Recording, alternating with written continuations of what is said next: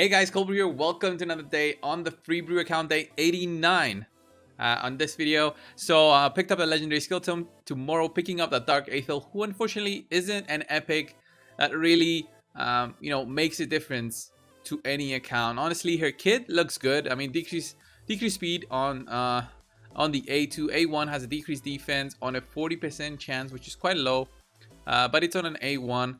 And then her A3, which is a big AoE, only really works as it's supposed to on the spider, because that's where she gets an extra turn if this attack kills 10 or more enemies. But unfortunately, the way that the spider is, especially on the later levels, you can't really take out the spiralings as quickly as you can with lower levels. Maybe the developers, when they did release Dark Hill, they thought, okay, she's gonna be used for the early levels of the spider, but honestly, the same job is done by your starter champion. He can nuke them down. Even Galek can do that, and I did do that with my Galek all the way to I think stage 15, and that's when I started using my Paragon cheese method to beat it down. So not really excited about that. I'll just pick her up, put it in the vault, or maybe put her in the sparring pit so she gains some levels once I'm done with a few of these. But yeah, you see how the sparring pit actually works here. Is so good. It just levels up each and every one of my epics right here. Even my second armier, who's gonna be level 50 soon, and then this guy's needed for Razin Fusion. So what did I do today? Nothing really special today. Honestly, I was just trying to level up my Great Hall today, trying to do some fights in arena. Kept on refreshing, and it kind of sucks because on a free-to-play account you need to be refreshing every 15 minutes to find 1 or 2 fights that are definitely worth it. The teams here are not easy to take down, so I'll take you through this one. So it's like a 50,000 difference, but it just shows how messed up the algorithm is right now. So what I do here is I just lock them down.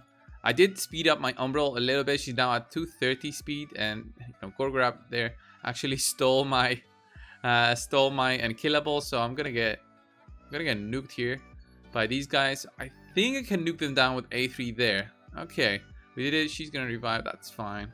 I'm gonna take her down. So even though there's a power difference, I still take some of these teams down. But if the teams have those strong champions that we all know of, it usually goes bad for me. And I usually have an issue with Skullcrowns as well because of the unkillable. She goes unkillable and just wrecks me because I can't farm. I don't have many AoEs with this champion. It's only Saito, and his AoE is conditional for at least 3 enemies to be alive, and that's how it works. Here, Sepulture basically blocked that damage, but it's fine. She's the only one standing, so we won't have an issue. Bad thing is I can't do this on auto at the moment. Saito usually does his A2 on auto regardless. I think I haven't seen him do his A3 ever on auto first. So maybe I can try this team right here, but it does have a Foley. I don't like Foleys because they are immune to the provoke. This team is not gonna die. It's totally bad team for me. I don't know how I dropped so much.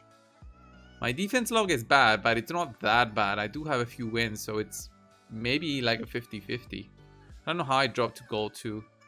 But anyway, just refresh, and I'll do my fights. Try to do my fights. I mean, it's only the first 5 or so, which are the easier ones always. The first 5 fights in arena are usually lower rating than you, and then the other 5 are higher rating than you. You gain more rating by beating the teams that are lower down the list than upper in the list. The first ones in the list. So it's always better to go for lower down the list if you want to go to the next level, but assuming you can beat those teams always. So here, 3 weak affinity attacks. Probably no, we only did 1 week, but after that, see, I don't have any other burst, and yeah, we didn't even land anything here. So weak here as well. Want to kill at least one of these guys. It is a stun there on Skullcrusher, but he's gonna remove it because he's annoying that way. Okay, block buffs. Okay, that's gonna be useful. Can we get a stun? No, he's gonna heal. Great. Can we take down this Skullcrusher? it's very slow. By using a nuker like Saito, it's gonna be very slow for me to take down these teams. So what I did on day 89, I just did my normal farming today, just preparing for the dwarf fusion of the 13th of the month. And the way I'm preparing is I just farm a lot of champions, have food ready for the 13th. But until then, I need to finish up that champion trading tournament that we still have. 14,000 points. Oh man, I'm definitely gonna lose this fight. Don't think even if I do this.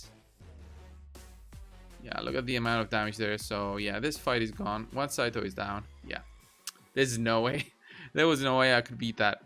So definitely annoying. The arena is really annoying at the moment, even with a good, a good setup. So a defense down and then a nuke.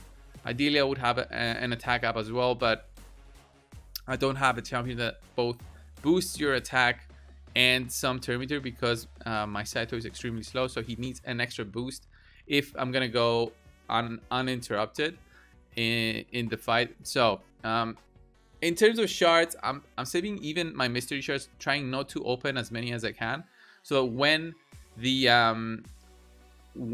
next summoning event comes, I'm prepared to even open mystery shards to get as many points as possible and progress as far as possible and get that fusion done, because this fusion is going to be one of those normal fusions where you need to acquire champions and you need to have potions ready.